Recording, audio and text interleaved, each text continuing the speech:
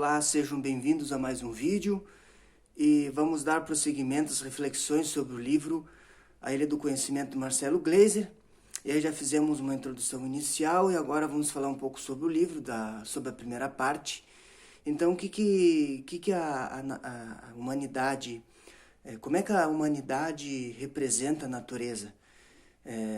Como a humanidade, nós não podemos controlar a natureza, então se dosa o controle sobre ela, gerando deuses na natureza. É assim que começa a interpretação sobre os fenômenos que hoje a gente sabe que são físicos, mas que outrora eles eram tidos como algo fora do controle. Então, uma espécie para controlar a natureza e controle também das pessoas, se gera deuses para se referir à natureza, né? Essas forças da natureza que regulam e regem as pessoas, que podiam matar as pessoas ou dar a vida para as pessoas. Então, o bem é a regularidade e o mal é a regularidade. Então, se cria essas dicotomias, contrários um do outro, para que além do tempo, através do tempo, as questões morais não se consegue chegar a uma conclusão, então se cria isso para poder estudar, né? E quando se fala de origem do mundo, origem do tempo, né, não tem como fugir dos modelos cosmológicos. Você discutir sobre um modelo cosmológico, que é um modelo cosmológico? O modelo cosmológico é o modelo do universo, como que o universo surge, né? Então, ao longo do tempo, para se discutir tempo, origem de tudo, se perpassa através do estudo do universo, não tem como. Então, o universo é algo realmente incrível, não se sabe tudo. A cada instante, a cada piscar de olhos nossos, novas estrelas surgem no universo. Esse universo está em expansão acelerada, né? Mas só hoje, então, depois da descoberta do Hubble, né, do telescópio Hubble, que as galáxias estão se afastando umas das outras, que chegou à conclusão de que o universo está em expansão, né, diferentemente da ideia do Einstein do universo estático. Então, o que a gente sabe sobre os planetas que existem no universo? Que quanto mais instrumentos nós temos, mais eficientes eles são, menos nós sabemos sobre vida extraterrestre, né? Ou a vida é rara, extraterrestre, ou eles estão muito longe de nós. O que nós sabemos é que à medida que nós estamos evoluindo no conhecimento, mais difícil fica provar a existência de outros seres. O que nos comprova a importância, né? Porque a vida como nós conhecemos, nós só temos aqui na Terra. Nós não temos como viver em outro planeta. Então, é a importância de cuidar desse planeta, né? As questões ambientais e questões de pandemia, né? Questões sociais, para que a gente possa se manter aqui na Terra, porque nós não temos outro lugar para ficar, né? Então, na Grécia Antiga, começa lá as discussões para travar com essa divinização da natureza. Começa lá na Grécia, dá um up ali na Grécia, né? E se cria um novo método de investigação na Grécia, do questionamento. Ele substitui a passividade das pessoas através da argumentação. Então, você argumenta, né, dentro da filosofia, né, não se tem a prioridade de comprovar os fenômenos. Isso vai acontecer na ciência, depois na física. Então, você redefine a relação da humanidade com o desconhecido, né, onde os corpos celestes se procura as causas e se analisa os efeitos.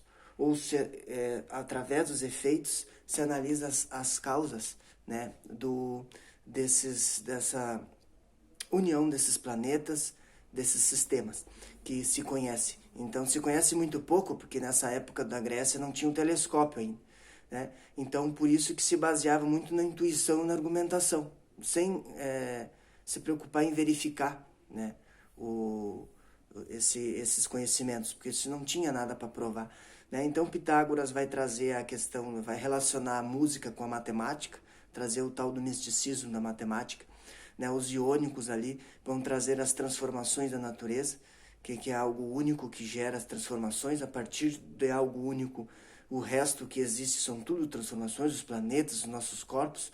Enfim, essa ilha do conhecimento vai ser amplificando. E ali com Platão, 400 anos, e 300 e 400 anos antes de Cristo.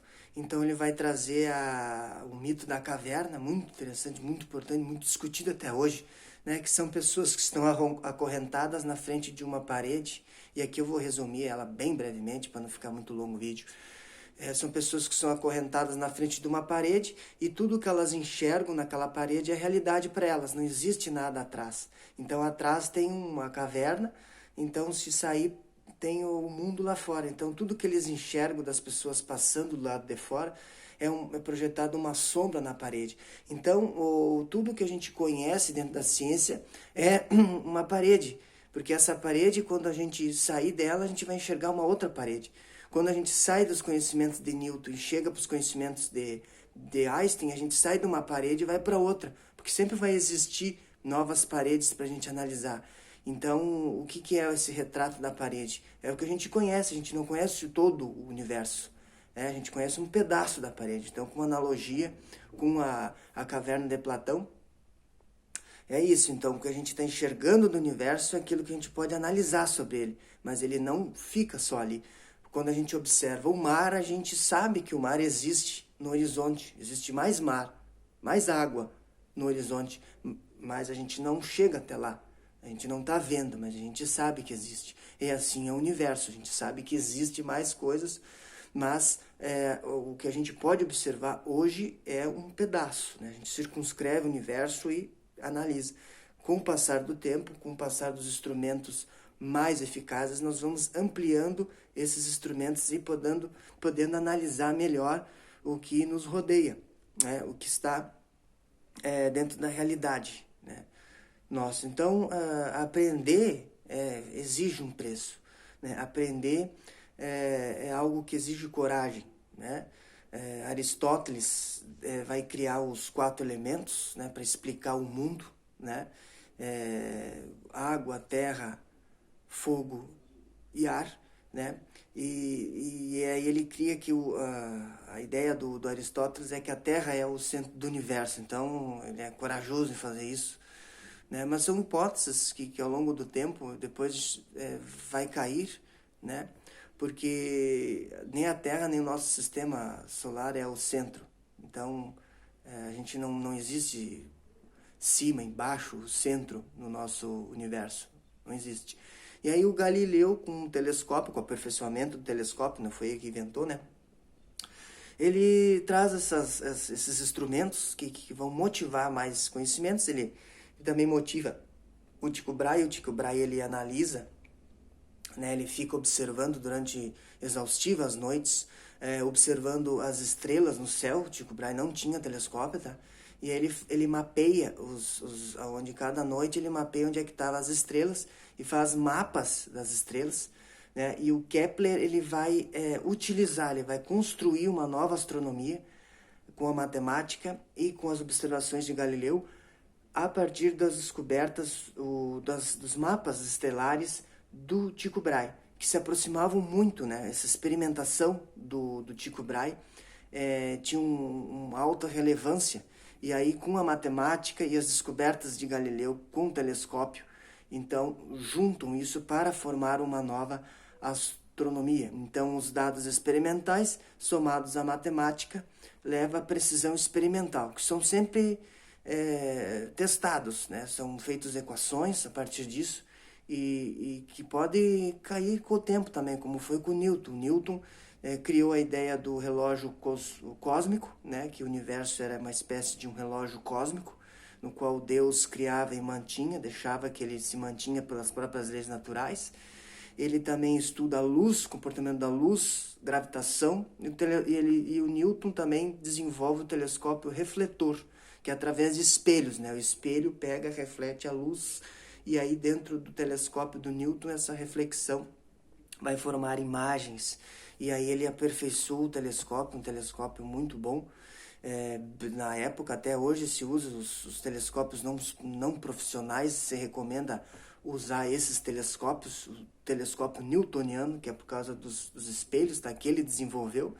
E além da gravitação e lei do movimento, ele cria o primeiro livro dele, que é o Principia. Principia tem argumentos de matemática, ele é bem rebuscado na parte da matemática, porque é onde o Newton se desenvolve ali.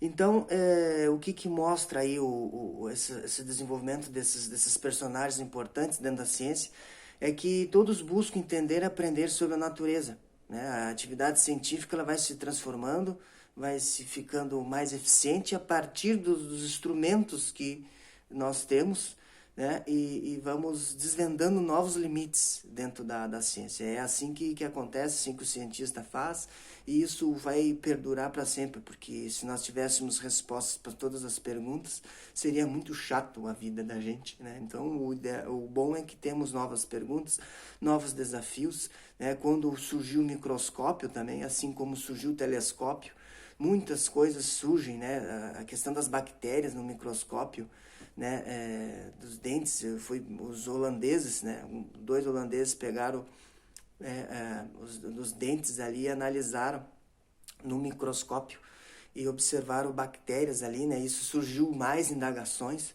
e o telescópio também, né, foi uma invenção holandesa para a guerra, e aí o Galileu que direcionou o telescópio para os céus, né, e aí ele dá uma aperfeiçoada e surgem as novas descobertas. Então, a própria ideia de carga e massa, né, a gente tem uma descrição para hoje, não significa que essa descrição também se exista daqui a um tempo, mas tudo que se convenciona hoje é para estudar, né? Dentro da ciência não há dogmas, então passa por uma revolução científica e tudo pode se modificar, né? Então, o que nós temos uma descrição hoje de carga e massa se deve muito a Maxwell, né? Maxwell também juntou a eletricidade com o magnetismo, né? Coisa que se achava que não poderia acontecer, e gera o eletromagnetismo. Então, são essas extrapolações, essas descobertas, essa coragem que os cientistas têm em desenvolver novos conhecimentos, e que isso vai empurrando a humanidade para novas descobertas, junto com o desenvolvimento de novos instrumentos mais eficientes.